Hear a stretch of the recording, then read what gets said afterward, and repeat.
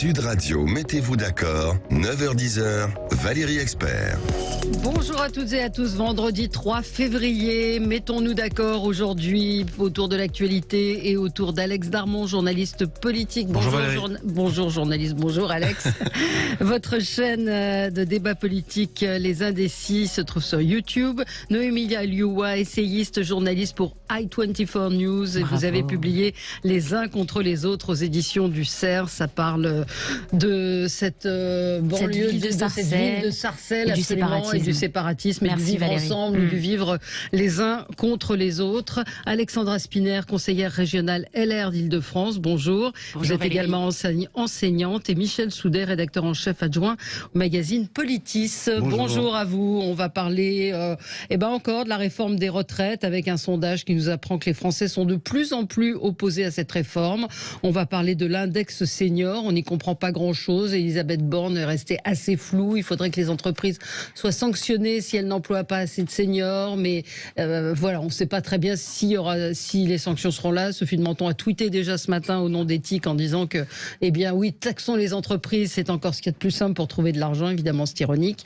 L'Ukraine, craignez-vous une escalade? Là aussi, un sondage, une balise IFOP fiduciale qui nous permettra de revenir sur ce sujet. Commençons avec vos coups de cœur, vos coups de gueule. Michel Soudet, c'est un coup de gueule qui perdure. C'est quasiment intemporel, oui, c'est ça, ce effectivement, que mais c'est dans l'actualité puisque beaucoup de nos compatriotes, moi-même, essayons de faire renouveler une carte d'identité, un passeport, et il s'avère que c'est complètement kafkaïen.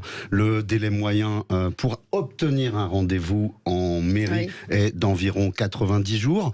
Le gouvernement nous dit que son objectif est de 30 jours. Bravo, divisé par 3, mais ça fait quand même 30 jours de délai pour un rendez-vous.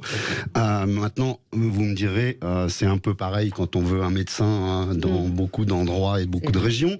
Alors, pour aller plus vite, on nous suggère de faire une pré-démarche auprès de l'Agence nationale des titres sécurisés sur Internet, donc, ce qui nécessite un minimum de compétences et d'agilité avec la toile pour remplir son dossier. Une fois que ce dossier est rempli, on nous dit que la pré-demande sera valable 30 jours, 3 mois, mais en 3 mois, il faut essayer de trouver un rendez-vous. Alors, le gouvernement a eu une idée lumineuse et il nous propose maintenant, depuis quelques semaines, de trouver une liste de mairies qui acceptent de nous recevoir. Et là, quand on va sur ces mairies, on téléphone, on nous dit non, il faut prendre rendez-vous sur le site internet de la mairie. Alors on y va, et là on nous demande est-ce que vous habitez dans la commune? Et éventuellement on nous demande de fournir un certificat, enfin quelque chose qui prouve notre domiciliation. Donc envoyer un document par internet, ce qui n'est pas simple pour beaucoup de gens. Et là, si on n'habite pas la commune, qu'est-ce qu'on s'aperçoit? Eh bien qu'il y a un patriotisme de clocher, puisque j'ai fait le test sur une ancienne commune où j'habitais, et sur d'autres ensuite. Quand vous dites que vous habitez la commune, vous pouvez avoir éventuellement un rendez-vous fin mars ou en avril. Quand vous n'habitez pas la commune, on vous propose rien. Que ce soit des mairies de droite ou de gauche, on se retrouve dans cette situation où il y a une discrimination suivant d'où l'on vient. Donc le gouvernement qui nous dit vous pouvez aller dans les mairies que vous voulez, évidemment, ça se passe pas comme ça. Moi, j'ai un ami qui a cherché à faire renouveler son passeport et qui est allé... ah non, c'était à Paris, vous avez raison. Il habitait le 12e et il est allé dans le 14e, dans une autre mairie, mais moi, de je Paris. n'habite pas Paris. J'ai essayé dans les Hauts-de-Seine. Rien du tout. Partout, c'était la galère. Et je me suis rendu compte, en allant sur certains sites de mairie, qu'on nous dit, attention, des gens essayent de vous prendre de l'argent pour avoir un rendez-vous. Donc on se retrouve effectivement, je me suis renseigné, avec des aigrefins qui sautent sur les rendez-vous et essayent de les revendre. Ce qui se passait déjà avec les étrangers qui voulaient renouveler leur titre de séjour, avoir un rendez-vous en préfecture. C'est le délai qui est invraisemblable. Le délai est tellement invraisemblable que j'ai trouvé un article du Télégramme daté du 31 janvier, c'était avant-hier ou presque. Le Télégramme, plus de créneaux disponibles avant l'été, encore moyen. Alors moi j'ai une petite technique, si ça peut vous aider. C'est les rendez-vous au dernier moment, parce que vous avez beaucoup de monde qui annule les rendez-vous au dernier moment, et donc les mairies actualisent leur fichier de réunion, de rendez-vous, et si vous allez voir un peu tous les jours, faut être un peu assidu. Malheureusement, c'est comme ça. Une souplesse de l'emploi du temps. L'emploi du temps, c'est clair. N'a pas. C'est clair. Mais en tout cas, voilà, si vous avez du temps et que vous êtes un peu assidu, vous pouvez aller voir. Moi, c'est comme ça, après 2 mois de recherche, que j'ai réussi à refaire ma carte d'identité. C'est une situation, Alexandra Spinner, qui est insupportable. C'est tout à fait inacceptable, évidemment. Et qui mettent en lumière aussi. Mettent aussi en lumière, évidemment, tous ceux qui n'ont pas forcément accès à Internet, et qui sont évidemment dans une situation épouvantable. Oui, notamment les personnes âgées. Alors, c'est vrai qu'à chaque fois qu'on évoque ce sujet, moi, ça me fait sourire, mais parce que je souris de nerfs. Et à chaque fois, ça me fait penser, vous avez vu les 12 travaux d'Astérix ? Oui. Voilà. Moi, je suis désolée, mais à chaque fois, j'ai cette image en tête, c'est-à-dire que dans les 12 travaux d'Astérix, vous savez, c'est Astérix et Obélix qui doivent surmonter des épreuves. Et l'une des épreuves les plus difficiles, c'est celle de la maison qui rend fou. Et donc, ils se disent, mais qu'est-ce que c'est que cette épreuve ? Et en fait, c'est l'administration. On voit des gens sortir de la maison qui rend fou, qui sont à moitié cinglés, qui marchent sur la tête, etc. Et en fait, c'est évidemment une image, c'est très imagé, mais on comprend que c'est ce que vous avez dit en disant que c'était kafkaïen.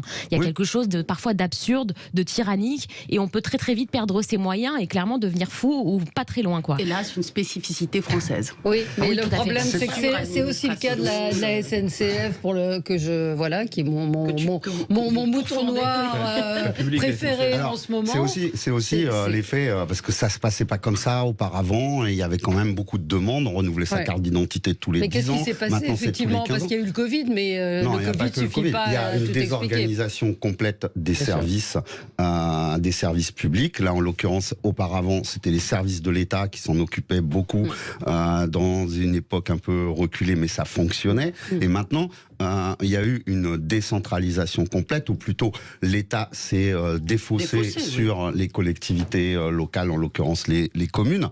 Et évidemment, ça se passe mal. Après ça, vous rajoutez des gens qui sont pas forcément bien disposés.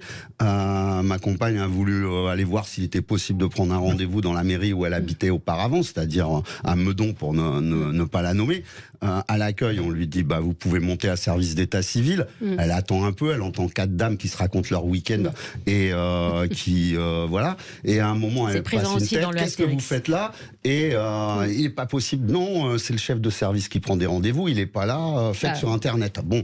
Alors on a des on a ça aussi. Oui, il y a des gens qui font. Mais je le sais. Je le sais parce que j'ai déjà été chercher dans ma commune de naissance des papiers directement. Il n'y a pas si longtemps. Et voilà, on est très bien accueillis. On se prend sans rendez-vous. Mais on a une auditrice qui nous dit Camille, elle nous dit j'ai fait sur Internet ma carte d'identité avec celle de mon fils, on fait le travail de ceux de la mairie, ça prend du temps, c'est pas fiable. Quand je suis arrivée à la mairie, un bug, on a dû tout refaire. Et attention, quand on fait plusieurs cartes, faites bien attention que le bon numéro vous soit attribué. C'est ce qui m'est arrivé, qui a retardé la démarche. Dominique dit faux, tout ça est faux, le Lavandou, carte d'identité, passeport, 15 jours. Bon. Alors, c'est la discrimination. Voilà, c'est la discrimination dont vous parliez. Effectivement, on n'est pas tous égaux. Allez, petite pause, on continue notre tour de table. À tout de suite. Sud Radio, mettez-vous d'accord, 9h-10h, Valérie Expert. On continue notre tour de table avec vous et Alexandra, comme à chaque fois. C'est un coup de projecteur et évidemment un coup de colère. Oui, un vrai coup de colère pour ce qui se passe en Iran, les arrestations, la répression sanglante de ce régime barbare continue, dans, une certaine forme d'indifférence politique et médiatique. 71 enfants ont été tués depuis le début du soulèvement populaire, des femmes et des hommes battus, torturés, tués. J'ai envie de dire jusqu'à quand ce macabre décompte. Elmira Raoumani, violoncelliste de l'orchestre philharmonique d'Ispahan, qui est en détention depuis le 16 janvier. 2 jeunes influenceurs qui ont arrêté après la diffusion d'une très belle danse sur la place de la Liberté. Jafar Panahi, cinéaste journaliste célèbre qui est en détention arbitraire depuis 6 mois, qui a entamé une grève de la faim hier, et on a vu les images effroyables de son corps décharné pour protester contre les conditions inhumaines de sa détention. Donc j'ai envie de dire, l'Union européenne ne fait pas son travail. Voilà. Clairement, on met en avant des valeurs à juste titre dans le conflit ukrainien. Pourquoi ne le fait-on pas pour l'Iran? Voilà. Alors il y a d'autres pays. Moi, mon combat autre, c'est l'Afghanistan. L'Afghanistan qui est, mais c'est une tragédie. C'est une tragédie pour les femmes, mais c'est une tragédie politique. C'est-à-dire que en ce moment, ce qui se passe en Afghanistan, il y a des camps d'entraînement. C'est des choses qui vont nous revenir en boomerang, et les institutions ne font rien pour le coup, ONU et compagnie. Alors pourquoi ne pas multiplier les sanctions contre les dirigeants iraniens? Pourquoi ne pas interdire les exportations, mettre l'embargo sur un certain nombre de produits et démultiplier les sanctions? On doit être aux côtés de ce peuple courageux. On ne peut pas le laisser sombrer ainsi. Enfin, je veux dire, ils ont une résilience, une capacité de résistance extensible à l'infini. Moi, j'ai une admiration absolue pour eux, mais nous devons les aider. Donc j'ai envie de dire, voilà, quand allons-nous cesser ce décompte macabre? Tous les jours des morts, tous les jours. Moi, je suis d'accord avec vous. Maintenant, c'est un régime totalitaire. Donc, à partir de là, est-ce que c'est à l'Europe d'intervenir? Oui, mais comment? C'est compliqué. On est en pleine guerre en Europe, entre l'Europe et la Russie. On sait que l'Iran soutient la Russie aussi. Donc ça veut dire que si vous attaquez l'Iran, vous rentrez d'une certaine façon dans la guerre avec l'Ukraine. Non, mais moi je suis d'accord avec vous. C'est très compliqué. Et ces vidéos dedans sont magnifiques. Et c'est vrai. Mais comment faire? Moi, j'aimerais pas être à la place, franchement, de l'Europe aujourd'hui, parce que de toute façon, si on est honnête entre nous, tout ça peut finir en guerre mondiale et va finir en guerre mondiale, parce que vous avez vraiment deux axes qui se dégagent aujourd'hui. Donc à partir de là, comment commencer à le faire? À qui doit commencer à le faire? Est-ce que c'est l'Europe? Est-ce que c'est l'Ukraine? On n'en sait rien en fait. Donc il y a un vrai problème d'engagement. Oui. Moi je crois profondément qu'on doit être aux côtés du peuple iranien. Oui, je vous ai pas dit le contraire. Oui, non, ça introduit totalement votre coup de gueule. C'est un coup de gueule. Vous savez, on évoque la plupart du temps Israël et son Premier ministre Benjamin Netanyahou lorsqu'il y a des violences avec les Palestiniens, mais il y a des choses très intéressantes qui se jouent d'un point de vue strictement géopolitique, et notamment un rapprochement avec les Européens, justement dans ce contexte de la guerre en Ukraine. Vous le savez, hier soir, Benjamin Netanyahou est arrivé à Paris. Il reste jusqu'à demain. Il est arrivé, il a été reçu à l'Élysée par Emmanuel Macron pour un dîner de travail, et ils ont évoqué justement la question de l'Iran. Pourquoi l'Iran? Eh bien, parce que depuis que Téhéran, et c'est avéré, fournit des armes à la Russie, vous l'avez évoqué, eh bien, ça rebat un petit peu les cartes. On sait qu'ils fournissent notamment des drones à la Russie, et donc les Européens, forcément, s'en méfient davantage. Ils ont compris aussi que les fameuses négociations sur le programme nucléaire n'aboutiraient pas. Ils y ont cru à un moment donné. Ils ont compris qu'ils ne réussiraient pas à faire plier le régime des Mollahs. Et donc aujourd'hui, les Européens, ils voient ce nouvel axe dont vous avez aussi parlé. Il y a effectivement cet axe Iran, Russie, Chine. Or, vous le savez aussi, l'Iran est l'ennemi numéro 1 d'Israël, qui considère que ce pays le menace gravement pour sa sécurité, à juste titre, et qui fait tout pour obtenir sa bombe atomique avec son taux d'uranium qui augmente dangereusement. Donc Israël donne des gages aussi de son côté aux Occidentaux. Benjamin Netanyahou a annoncé mercredi dernier sur CNN qu'il fournirait peut-être des armes à l'Ukraine, ce qui pourrait être aussi un clin d'œil et un signe de ralliement aux Européens. Donc, il y a les cartes qui sont en train d'être rebattues. Il y a de nouvelles alliances qui sont en train de se mettre en place. C'est très intéressant de les observer. Comme je le dis, on parle toujours d'Israël de la même façon, mais là, et notamment ce dîner hier à l'Élysée avec Emmanuel Macron, permet d'expliquer un petit peu ce qui est en train de se jouer au niveau géopolitique. Et il va peut-être y avoir, dans les semaines, dans les mois qui viennent, un nouveau pacte entre l'Union européenne et Israël. Ce seront évidemment des alliances de circonstances, mais en tout cas, ça à étudier, c'est intéressant. Oui, non, mais c'est comme vous le disiez, c'est ce que disait Alex, ça part de tous les côtés, effectivement. Situation tendue, Michel Soudet. Il serait bien que si ce nouveau pacte arrive, il ne se fasse pas sur le dos des Palestiniens.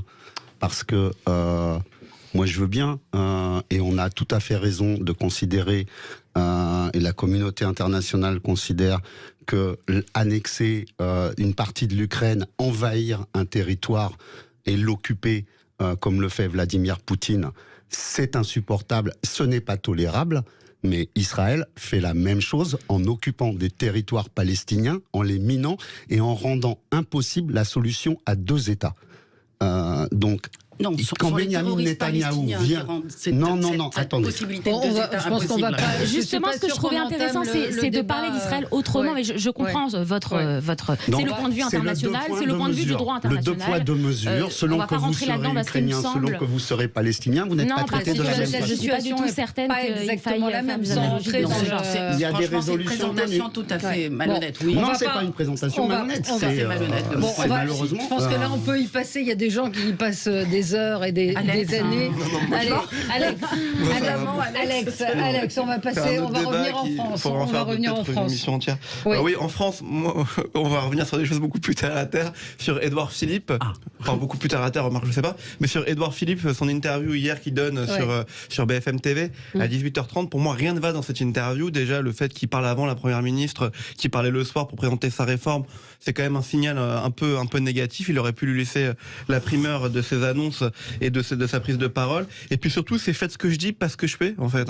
Surtout pas ce que je fais, puisqu'en 2019, Édouard Philippe, Premier ministre, avait présenté une réforme des retraites. Lui voulait carrément aller jusqu'à 67 ans, rappelez-vous. Et d'ailleurs, il dit encore qu'il veut aller sur un report de l'âge légal jusqu'à 67 ans. Il n'avait pas réussi. Il avait convoqué un 49.3. Après, il avait carrément abandonné sa réforme. Bref, honnêtement, quand vous écoutez en plus ses propos, il s'est quand même un peu planté, Édouard Philippe, en tant que Premier ministre. On a tendance à l'oublier. C'est le moins qu'on puisse dire. Voilà, non, mais il a raté plein de choses. L'homme qui a cédé aux zadistes, les 80 km/h qui a mis quand même les gilets jaunes. Il y a eu Notre-Dame-des-Landes. Il y a eu un certain... Notre-Dame-des-Landes, ça n'est pas rien quand même. Non, bien sûr, mais je suis pas sûr. Ça, c'est une bonne chose. Sans doute. Mais je suis pas sûr qu'il soit vraiment aujourd'hui audible, Édouard Philippe. Et surtout quand moi je me suis amusé à faire ça quand vous cherchez Édouard Philippe dans votre moteur de recherche sur Google ce matin, il y a aucune déclaration politique qui en ressort. Ce qui en ressort, c'est l'alopécie dont il a parlé, ce qui est un sujet très intéressant en soi, et c'est intéressant qu'il porte ce sujet-là. Mais venant de la part d'un ancien Premier ministre, dans un contexte de réforme, là où on sait que les retraites c'était quand même un point très important pour lui, que ce matin on retienne pas vraiment ce qu'il a dit autour de ça hier, c'est inquiétant pour lui pour 2027 s'il est candidat à l'élection présidentielle. Il a l'air très serein d'ailleurs. J'ai tapé Édouard Philippe, donc effectivement on a Édouard Philippe santé, Édouard Philippe âge, Édouard Philippe BFM et réforme retraite quand même, vieux et cheveux. Voilà. On n'a pas de femme, ce qui est rare. D'habitude il y a toujours couple, femme ou mari. Ni taille, en général il y a taille, donc non il n'y a pas ça. Effectivement. Réforme des retraites qu'il n'a pas faite et il a réussi à mettre la France dans la rue. Avec une ébauche de réforme des retraites. Donc, mais effectivement, le timing est assez étrange pour lui de sortir maintenant. Le problème, c'est qu'il y avait beaucoup de députés dans son groupe Horizon qui ont annoncé qu'ils s'abstiendraient ou qui voteraient même contre cette réforme des retraites. Il s'agissait pour lui quand même soit de rassurer son groupe, soit de rassurer ses partisans. Chose qu'il a manifestement pas trop réussi hier soir lors de son interview d'une heure. Oui. Et Michel, rappelons aussi qu'il s'était engagé personnellement, il était venu soutenir dans une législative partielle le porte-parole de son parti, député depuis 2017, Thomas Mesnier, et que ce dernier, en Charente, le week-end dernier, a été battu par un insoumis, Thomas Pigato, je me souviens très bien du nom, mais en tous les cas, il n'est pas flambant, le Édouard Philippe et son parti. Non, c'est à suivre. Est-ce qu'il a raison? Un mot sur son état de santé, il est obligé d'en parler. Non, mais c'est bien sûr, et moi je trouve ça très bien qu'il le fasse. Très honnêtement, je trouve ça bien qu'on mette en avant, parce qu'il y a des gens qui sont, alors c'est pas une maladie commune, mais il y a des gens qui sont touchés par l'alopécie. Moi je ne connaissais pas. Mais même plus largement, strictement d'un point de vue de communication politique, c'est très bien joué, parce que ça touche tout le monde. Il se met en position de victime, et on sait qu'aujourd'hui il y a rien de plus sacralisé. Je trouve que c'est un très très bon moyen, au contraire, de revenir sur le devant de la scène politique. Je ne sais pas qu'il vend du tout. Il l'assume complètement, mais le fait qu'il mette complètement la lumière là-dessus, c'est intéressant. Il est un petit peu obligé de le faire aussi. On lui demande de le faire, mais c'est intéressant. Il y a aussi une raison. Je pense qu'il a son intérêt là-dedans. Il y a aussi une raison purement politique. Le monde politique étant un endroit où dès qu'il y a une rumeur comme quoi vous êtes malade, un peu indisponible ou autre, tous les concurrents, tous les adversaires se disent, revoient leur stratégie. Là, en l'occurrence, tout le monde sait qu'il voudrait être candidat en 2027. Donc, s'il est malade, effectivement, il y en a à côté. C'est pour ça qu'il est obligé c'est la raison pour laquelle il en parle. et il minimise les effets qui sont effectivement minimes. Allez, petite pause, 9h25 sur Sud Radio. On va revenir sur l'index senior, les Français de plus en plus opposés à la réforme des retraites, et puis la question des multirécidivistes et de la lenteur de la justice. À tout de suite. Sud Radio, mettez-vous d'accord, 9h-10h, Valérie Expert. Avec Alex Darmon, Noémie Alioua, Alexandra Spinner et Michel Soudet. Je voudrais qu'on parle quand même de cette horrible affaire Siem, cette jeune fille, elle a à peine 18 ans, qui a été assassinée par un multirécidiviste. Ça pose toujours cette question de savoir ce que ce type faisait dehors. Bon, il avait été libéré, c'est la loi. Il avait été condamné en 2012 à 12 ans de prison, donc une peine qu'il a purgée jusqu'en 2020. Il a été libéré sous le régime de la semi-liberté, mais surtout, il était en attente d'un procès pour braquage, séquestration. Ça faisait 11 ans, et le fils de la victime que j'ai aperçu hier sur une chaîne de télévision disait que c'était absolument insupportable. C'est le fils de la victime. Le fils de celui qui a été braqué. Là, il y a l'affaire Siem, cet homme, Mahfoud H, avait été sous le coup d'une procédure qui datait d'il y a 11 ans. Et c'est là que ça interroge. C'est-à-dire le fils racontait qu'il avait séquestré, battu son père, bâillonné pour lui prendre de l'argent. Et là, il a tué cette jeune femme. On ne connaît pas exactement les circonstances, les raisons de son meurtre. Il dit qu'il ne l'a pas fait exprès, forcément. Mais la question de la lenteur de la justice se pose encore une fois, et des condamnations. Je ne sais pas qui veut commencer. La lenteur, vous êtes gentil. Moi, j'irais même du laxisme. Et qui sacrifie des innocents avec des histoires qui sont totalement tragique. Il faut imaginer si ça nous arrive dans notre propre famille, un truc pareil. C'est vrai qu'on se dit, mais où est la justice ? Où est la justice ? Qu'est-ce qu'elle fait pour protéger les innocents ? C'est terrible. On oublie toujours que le bon fonctionnement de la justice, ça suppose des moyens matériels et des moyens humains. Et moi, j'aimerais quand même rappeler qu'on a supprimé les peines planchées, et que quand même, les peines planchées, c'était un moyen quand même de calmer les tentations de récidive, et que beaucoup de gens en avaient peur. Quelqu'un qui était en récidive, il savait que d'autorité, il y aurait une peine planchée, et je pense que c'était quand même un bon moyen en tout cas, de le réduire, qu'on a supprimé pour des raisons idéologiques. Non, alors je vois pas dans cette affaire ce que les peines planchées aurait pu changer. Le problème, c'est quand même... On parle du fonctionnement général de la justice. Non, mais là, c'est quand même la lenteur de la justice, du fait, effectivement, comme vous le dites, des moyens matériels, humains, etc., qu'on n'a pas arrêté, sinon de supprimer. En tous les cas, on les a pas augmentés à la hauteur où ils auraient dû être. C'est pas vrai. On a quand même...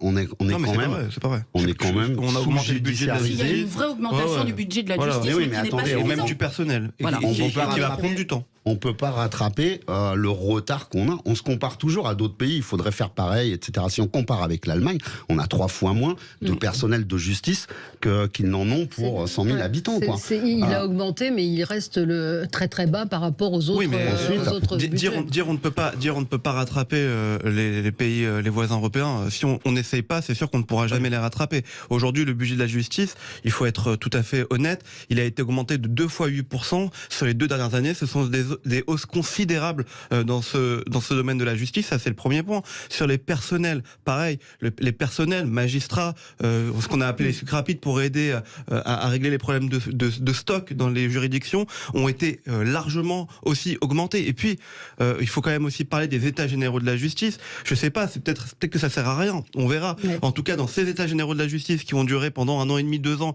je sais de quoi je parle.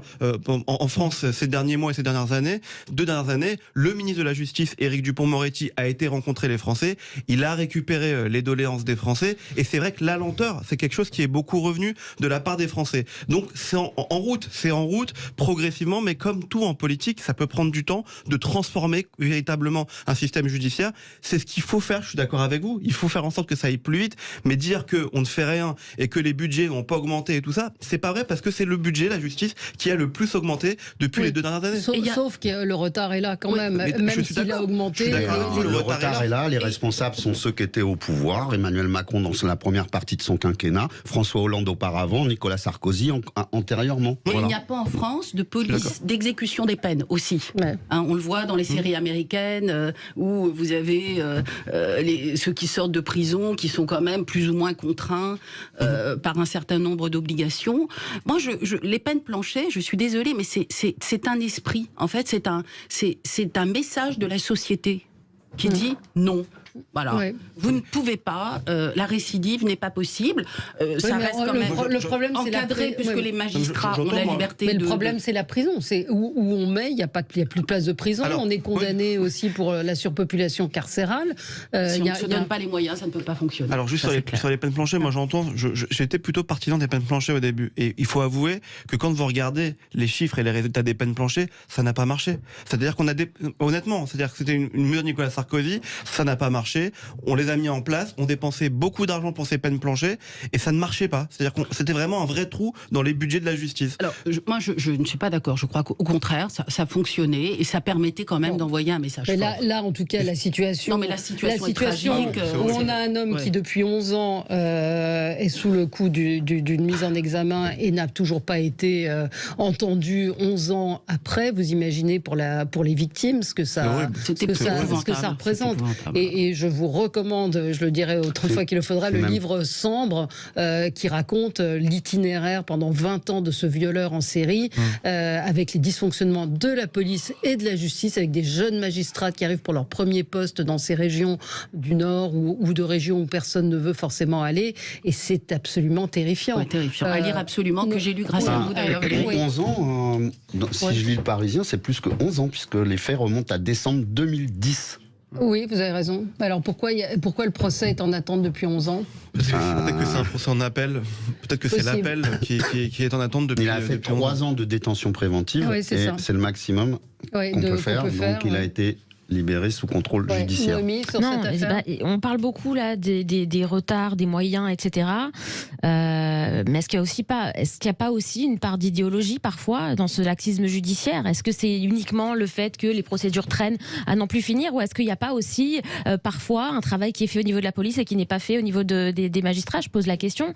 Les juges ne sont jamais eux-mêmes jugés. Or parfois il y a des décisions qui sont arbitraires, qui sont scandaleuses et qui ont des conséquences terribles. Et dans ce genre de cas, ça mérite d'être dit aussi. Ouais. Donc en fait, c'est ça. Il devait être jugé le 1er février, donc avant-hier, pour des faits datant de plus de 11 ans. Et effectivement, Béatrice Brugère, qui est magistrate, dit aujourd'hui il y a des délais de 4 ans entre l'instruction et la possibilité d'être jugé, ce qui est colossal quand on pense aux victimes et qui se retrouvent à côtoyer leurs agresseurs dans un certain nombre de cas. Réforme des retraites, les Français sont de plus en plus opposés à la réforme. Au fur et à mesure des sondages, on voit que l'opposition ne cesse de croître. Et puis hier soir, Elisabeth Borne, je ne sais pas, il faudrait que je regarde quelle est l'audience. J'ai essayé de regarder, c'était très austère, et sur la forme et sur le fond, avec les graphismes. Et puis cet index senior dont on ne comprend pas très bien s'il va être pénalisant, parce que c'est quand même de l'emploi des seniors dont il est question aussi dans cette réforme des retraites. Est-ce que ça va être comme pour les handicapés, c'est-à-dire que les entreprises, est-ce que c'est coercitif ou pas? Pour l'instant, on n'en sait rien, peut-être déjà sur... on comprend pas très bien. Hein. Bon, j'ai fait l'effort comme beaucoup d'écouter Elisabeth Borne en prime time sur 45 minutes. Elle a répété sur 45 minutes une douzaine de fois le même argument. Donc je sais bien que la pédagogie est l'art de la répétition, mais en l'occurrence ça ne marche pas. Et plus le gouvernement prend la parole, plus les Français s'opposent à cette réforme. Ensuite, comme c'est ordinaire dans cette émission, il y avait quelques reportages où des gens expliquaient leur situation, qui était compliquée, un peu dramatique. Aucune empathie. chez Elisabeth Borne. On aurait fait une interview de ChatGPT, il y aurait eu plus d'empathie qu'avec Elisabeth Borne. C'est une technicienne, quand elle a été nommée, c'est d'ailleurs le premier mot qu'on disait. 2 747 000 téléspectateurs, 12% du public, 12,7% du public, c'est pas si mal. Balthazar a fait sur TF1 4 222 000 téléspectateurs et mais ce qui est intéressant Bridget Jones, 1,5 million. C'est de le mettre en parallèle avec le passage de Jean-Luc Mélenchon et de Jean-Luc Mélenchon. Alors c'est pas exactement la même émission. Oui, Jean-Luc Mélenchon c'était carrément à l'autre bout du monde, dans les dom-toms, et le service public l'avait suivi, et je crois qu'il avait à peine fait 1 million, même pas 1 million. C'est intéressant de mettre en comparaison. C'était autour de la réforme des retraites aussi, il donnait son avis. Moi, ce que je trouve intéressant dans ces sondages qui sortent et ressortent sur le fait qu'effectivement les Français sont de plus en plus opposés à cette réforme, et vous l'avez dit, la pédagogie ne fonctionne pas, puisque en vérité, je pense vraiment, quand vous en parlez autour de vous et que vous allez voir des Français, que 90% des Français, qu'ils soient pour ou contre la réforme des retraites, ne savent pas ce qu'il y a dans cette réforme, ne comprennent pas cette réforme du début à la fin, mais vraiment, juste, si je vous promets, on a focalisé sur l'âge. C'est pas faute d'en parler, oui, mais c'est vrai que le 64 ans, le totem de 64 ans, c'est ça qui a focalisé les gens, alors qu'il y a plein de points en parallèle qui sont très importants et qui sont très intéressant, il faut être honnête. Et ça pose aussi la question de la culture économique des Français. Et en fait, ça pose vraiment la question de la pluralité de l'enseignement de l'économie dans notre pays, qui est toujours absorbé par l'idéologie. Et voilà, moi je pense que il faut effectivement que les Français comprennent mieux cette réforme. Mais le taux d'emploi des seniors, quand même, c'est un vrai sujet, parce qu'il est de 56% en France, c'est un des plus mauvais en Europe. Je rappelle qu'en Allemagne, il est de 72%. Donc voilà, est-ce que cet index sera coercitif, déclaratif? Il faut aussi que ce point-là soit éclairé. Les Républicains ont demandé une clause de revoyure en 2027 pour voir les résultats concrets sur le taux d'emploi des seniors. C'est un vrai sujet qu'on ne peut pas mettre de côté. Non, mais quand on dit les seniors, il y a aussi une diversité dans les emplois, dans les métiers, dans la pénibilité. Donc c'est toujours aussi très, très compliqué. Vous allez peut-être pas avoir le même taux d'employabilité dans le BTP que chez les cadres. Oui, sans doute. Après, il y a des détails en fonction des métiers, mais c'est vrai que vous avez raison de revenir sur le fond. Cette question du recrutement des seniors, elle est fondamentale. On a tous autour de nous des personnes qui ont dépassé 50, 55 ans et qui se retrouvent sur le marché du travail et qui ont énormément de mal à trouver un emploi, alors même qu'ils sont hyper qualifiés, motivés, en pleine forme. Et c'est terrible. Et donc ça, c'est un vrai problème. C'est bien que ce soit mis sur la table. Maintenant, la question, c'est est-ce que cet index, il va être efficace? Et c'est vrai que là, on tombe dans une technicité parfois qui fait que c'est pas toujours très clair. Mais en tout cas, la question de fond, elle est importante. Et François Asselin a fait une proposition que je trouve plutôt intéressante, puisqu'il propose de baisser les charges des entreprises qui pourraient employer des seniors. Pourquoi pas? C'était effectivement la demande hier soir du président de la CGPME dans l'émission qui a suivi l'interview d'Elisabeth Borne. Mais c'est assez de temps de la CEBI, ces patrons. Alors, ils demandaient de l'incitation. L'incitation, c'est exactement ça. C'est on baisse les cotisations parce qu'ils nous coûtent trop cher. Mais on a entendu aussi, c'était dans le quotidien L'Opinion, on voyait des patrons dire que embaucher des seniors, ok, l'index, on va faire, mais ça va nous coûter plus cher et ça serait bien d'avoir des aides. Bon, c'est bon quoi. On va aider comme ça combien de temps? On cherche 12 milliards pour boucher le trou des retraites dans quelques années et on met dans les aides aux entreprises un total de 150 à 170 milliards qui créent les emplois. Ce sont eux qui créent les emplois. Qui créent les emplois. Bien sûr, on subventionne. C'est-à-dire qu'on enlève des cotisations sociales pour embaucher au niveau du SMIC, moyennant quoi les salaires n'augmentent pas parce qu'il y a plus intérêt à embaucher à bas niveau. Ensuite, pour que les gens aient l'impression, on a créé la prime d'activité, c'est-à-dire que l'État paye le manque, ce que les entreprises ne donnent pas aux salariés. Enfin, on a dans un système qui devient complètement absurde. Oui, mais Enfin, pareil, les seniors, les entreprises, c'est pas, on ne peut pas mettre toutes les entreprises dans le même sac. Il y a des entreprises qui galèrent, hein. Des petits chefs d'entreprise qui engagent des gens et qui ont besoin. Non, mais vraiment. Et au nom de ça, et au nom de ça, on fait des cas les plus gens qui créent qui créent du profit dans notre pays et qui créent de l'emploi. Les entreprises, elles créent des emplois, on leur fait des cadeaux. Prenons l'exemple de Sanofi, on les subventionne énormément et ils détruisent des emplois à longueur d'année. Ouais. On continue ce débat avec vous dans un instant. Restez avec nous sur Sud Radio, 9h43. Sud Radio, mettez-vous d'accord, 9h-10h, Valérie Expert. Alors, je voudrais qu'on évoque également notre balise d'opinion IFOP fiduciale pour Sud Radio à propos du ressenti des Français face à la crise en Ukraine, face à la guerre, puisque crise, le mot n'est pas bien choisi. Et quand on interroge les Français, diriez-vous que vous êtes inquiet ou pas inquiet de la situation actuelle en Ukraine? On a 92% des Français qui étaient inquiets en 2022 et qui le sont un petit peu moins, 82% aujourd'hui. Quand on leur pose la question de savoir si la perception des présidents ukrainiens et russes, vous personnellement avez-vous une très bonne opinion, plutôt une bonne opinion ou une mauvaise opinion de Volodymyr Zelensky? C'est 60% ont une bonne opinion de Volodymyr Zelensky et 9% de Vladimir Poutine. Voilà, c'est grosso modo ce que nous dit ce sondage. Les Français sont donc inquiets aussi de l'évolution. C'est ce que nous dit cette balise. La perception de la livraison des chars, y êtes-vous favorable? 53% des Français disent oui. Et une mauvaise chose, 47%. Donc c'est un peu paradoxal, c'est-à-dire qu'on a peur d'un risque d'escalade, on craint cette guerre et en même temps on maintient qu'il faut soutenir l'Ukraine. Je sais pas, Alex. Non, mais c'est compliqué comme sujet parce que effectivement, moi à titre personnel, je suis inquiet. Je vous le dis honnêtement, je suis très inquiet. Pour moi, il y a une vraie escalade. Là, il y a un sommet organisé par l'Union européenne avec l'Ukraine qui commence ce matin. Et le sujet de fond pour les Ukrainiens, c'est la guerre, mais c'est aussi son adhésion à l'Union européenne. C'est quand même très important ça, parce que toujours mis en balance. Voilà. Mais là, les Ukrainiens demandent à ce que on rentre dans le processus d'adhésion, et c'est encore une nouvelle étape vers une liaison entre l'Europe, l'Union européenne et l'Ukraine.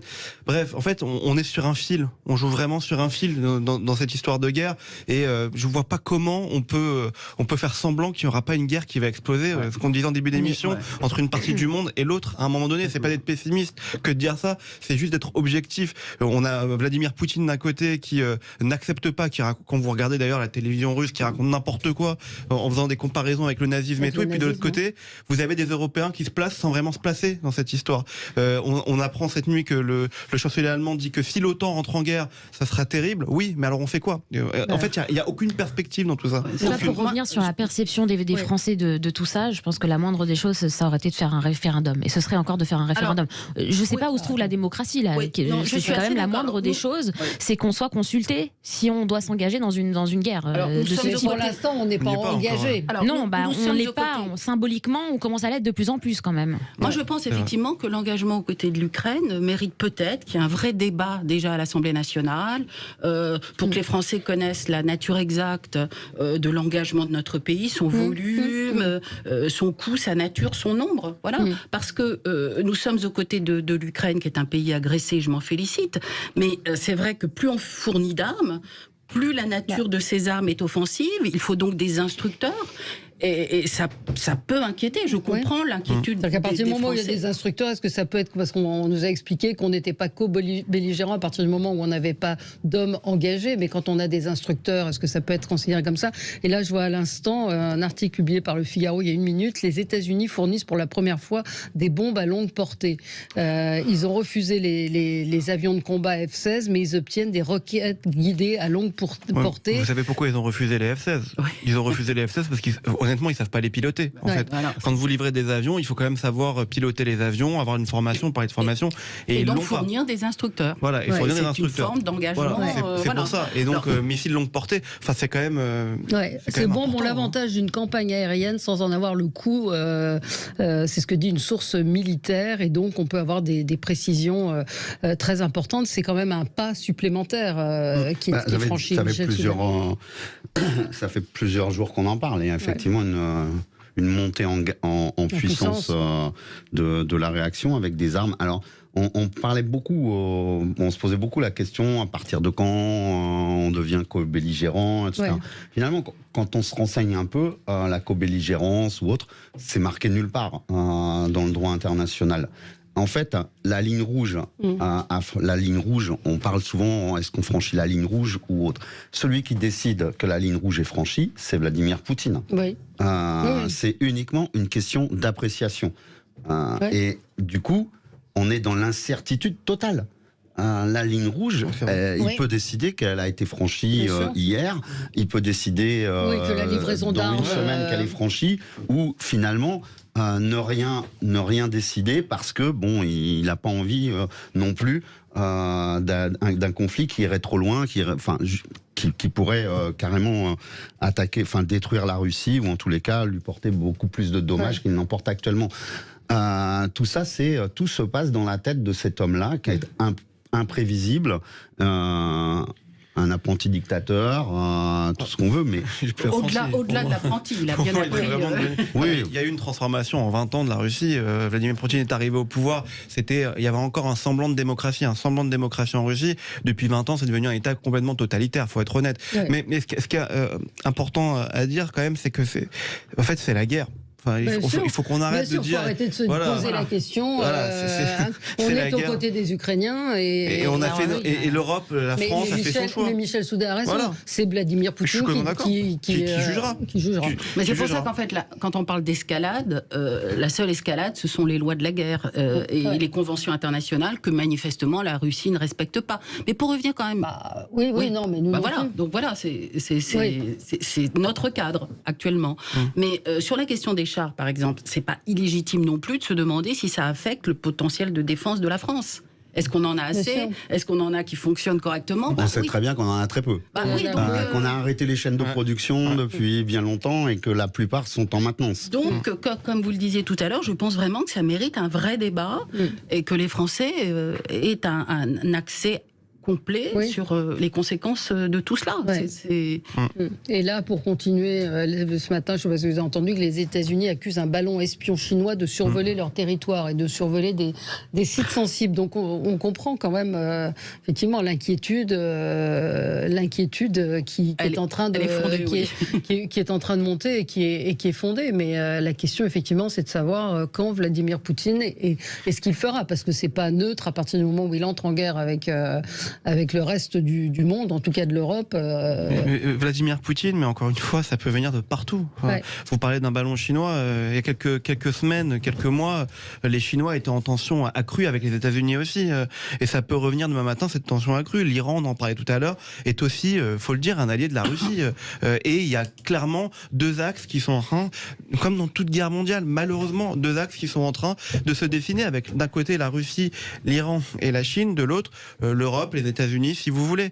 Donc aujourd'hui, encore cette nuit-là, vous avez eu des bombardements russes en Ukraine. C'est des actes de guerre, c'est la guerre. Et la France, l'Europe a commencé, a même fini par faire son choix. Les États-Unis, pareil, en livrant des armes. Et on parle que de ça aujourd'hui, dans le pouvoir diplomatique. Emmanuel Macron, il est président de la République. Alors, il parle très peu des retraites. Qu'il faudrait qu'il en parle un petit peu plus d'ailleurs et qu'il se prononce dessus, mais il a qu'un seul sujet à la bouche en ce moment, c'est cette guerre. Voilà, pour lui c'est son seul problème. Avec une étincelle qui peut venir de n'importe où. Je vous rappelle les cours d'histoire, ou en tout cas mes cours d'histoire de quand j'étais petite. La Première Guerre mondiale, c'est l'assassinat de l'archiduc François Ferdinand. C'est une étincelle improbable qui a mis le feu aux poudres. Et donc là, on ne sait pas d'où ça peut partir. Et donc, à Kiev, il y a en ce moment même des bombardements. Les sirènes retentissent alors qu'il y a un sommet qui est en train d'avoir lieu. Ouais. Michel, alors, sur la nécessité d'un débat, il y a un autre sujet qu'il faudrait mettre en débat par rapport à cette guerre. On entend des responsables politiques nous dire qu'il faut soutenir l'Ukraine jusqu'à la victoire. Mais qu'est-ce qu'on entend par jusqu'à la victoire? Libérer le Donbass, et cette partie-là, ou est-ce qu'il faut aller jusqu'à la Crimée? C'est des choses qui mériteraient d'être discutées et mises sur la table. Parce que se contenter de mots vagues qui font des effets de tribune, qui font plaisir, c'est pas à la hauteur de ce qu'on attend des responsables politiques. On voudrait qu'ils nous disent clairement ce qu'ils entendent par là. Parce qu'on sait très bien ce que Vladimir Zelensky, lui, souhaite, c'est aller jusqu'à la Crimée. Est-ce qu'on est prêt?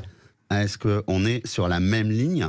Ou est-ce qu'on dit soyez raisonnable? Mais on voit quand même qu'il y a un petit, on le disait hier sur ce plateau, un petit infléchissement dans le soutien à Volodymyr Zelensky qui pour beaucoup va trop loin dans ses demandes. Et, c'est vrai qu'il passe son temps, aux Oscars, au Festival de Cannes. Sa femme fait la couverture de Vogue. C'est vrai qu'il a une façon de communiquer qui est un petit peu particulière. C'est un vrai communicant. Ouais. Ah oui, il est partout. Mais il y a aussi une différence par rapport à il y a quelques semaines, c'est que les responsables politiques internationaux arrêtent de dire que la Russie a perdu la guerre aussi.